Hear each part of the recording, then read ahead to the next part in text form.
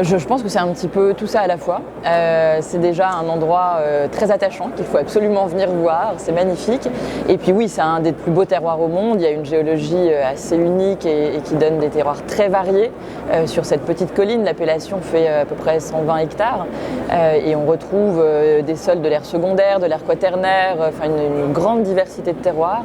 Et puis ensuite, oui, c'est un vrai patrimoine que tous les vignerons s'attachent à préserver et à améliorer. Et la colline a notamment été classée au patrimoine de l'environnement tout récemment et on continue à essayer de préserver les murs, entretenir cet endroit qui doit être comme un vrai jardin.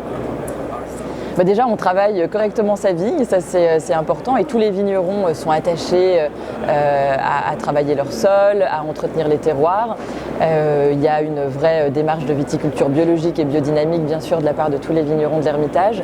Et puis ensuite, il y a tout un tas de choses. Par exemple, on a plein de petites maisons sur la colline de l'Ermitage, donc ces maisons doivent être maintenant entretenues et selon un cahier des charges très précis, c'est-à-dire qu'on va utiliser des pierres, des tuiles locales, les murs, parce qu'on fait énormément de murs. Parfois notre premier métier c'est même maçon, il y a des murs incroyables en pierre sèche qui doivent être faites aussi selon un cahier des charges bien précis avec des pierres locales et voilà pour préserver ce paysage et cet endroit unique.